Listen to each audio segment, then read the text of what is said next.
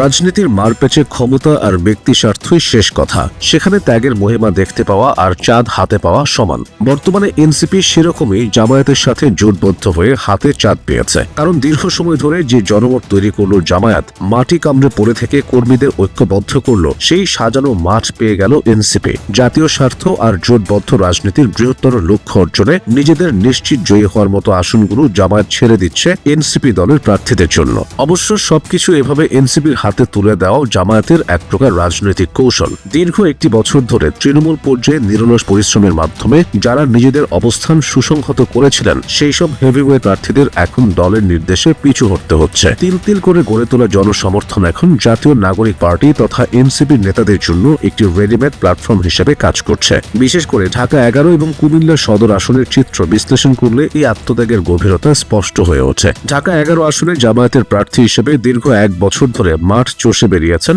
সাবেক শিবির সভাপতি অ্যাডভোকেট আতিক রহমান। এলাকায় তার সাংগঠনিক দক্ষতা এবং সাধারণ মানুষের সাথে তার নিবিড় যোগাযোগ তাকে এক অপরাজেয় অবস্থানে নিয়ে গিয়েছিল। কিন্তু জোটের রাজনীতির সমীকরণে এই আসনটি ছেড়ে দেওয়া হয় নাহিদ ইসলামের জন্য। কেন্দ্রীয় নেতৃত্বের একটিমাত্র ফোন কলে আতিক রহমান কোনো প্রকার দ্বিধা বা প্রশ্ন ছাড়াই নিজের দীর্ঘদিনের রাজনৈতিক ফসল হাসি মুখে অন্যের হাতে তুলে দেন। সাধারণ ভোটারদের মতে যদি এই আসনে এককভাবে নির্বাচন হতো, তবে আতিক রহমানের জনপ্রিয়তার ধারে কাছেও কেউ পৌঁছাতে পারত না। অথচ আজ তিনি পর্দার আড়ালে থেকে সেই প্রার্থীকে বিজয়ী করার জন্য কাজ করছেন, যার জন্য তিনি নিজের আসনটি বিসর্জন দিয়েছেন। একই চিত্র দেখা যায় কুমিল্লা সদর আসনে। সেখানে জামায়াতের শক্তিশালী কাণ্ডারী হিসেবে পরিচিত ছিলেন সাবেক উপজেলা ভাইস চেয়ারম্যান সাইফুল ইসলাম শহীদ।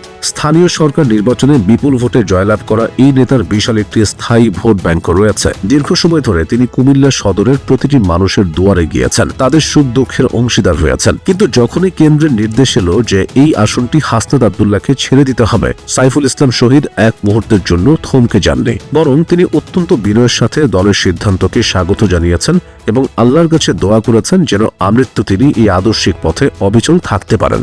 বাংলাদেশের রাজনৈতিক প্রেক্ষাপটে এই ধরনের সাংগঠনিক শৃঙ্খলা সত্যিই বিরল। সচরাচর দেখা যায় কোনো বড় দলের নেতা যখন মনোনয়ন পান না, তখন তিনি বিদ্রোহী প্রার্থী হিসেবে আবির্ভূত হন অথবা দলের ভেতরে অন্তর্কোন্দল সৃষ্টি করেন। কিন্তু জামায়াতে ইসলামীর ভেতরে এমন কোনো বিদ্রোহের ছিটে ফোটাও দেখা যায়নি। এই যে কোনো প্রশ্ন না করে, কোনো ব্যক্তিগত উচ্চাকাঙ্ক্ষাকে প্রশ্রয় না দিয়ে দলের সিদ্ধান্ত মেনে নেওয়া, এটি কেবল একদল ক্যাডার ভিত্তিক সংগঠনের পক্ষেই সম্ভব। এই শৃঙ্খলা সাধারণ মানুষের মনে দলটির প্রতি এক নতুন ধরনের শ্রদ্ধাবোধ ও গ্রহণযোগ্যতা তৈরি করছে। কেবল এই দুটি আসনই নয়, সারা দেশে এমন আরো অন্তত 50 থেকে 60টি গুরুত্বপূর্ণ আসন রয়েছে যেখানে জামায়াতের প্রার্থীরা গত এক বছর ধরে রক্ত পানি করা পরিশ্রম করেছিলেন। প্রতিটি আসনে তারা ছিলেন জয়ের প্রবল দাবিদার, কিন্তু জোটের স্বার্থে এবং দেশের বৃহত্তর পরিবর্তনের আকাঙ্ক্ষায় তারা সেই সব আসন এনসিপি বা অন্যান্য মিত্রদের জন্য ছেড়ে দিয়েছেন। এই ত্যাগ কেবল রাজনৈতিক কৌশল নয়, বরং একটি বৃহত্তর লক্ষ্যের প্রতি অবিচল থাকার নির্দেশ।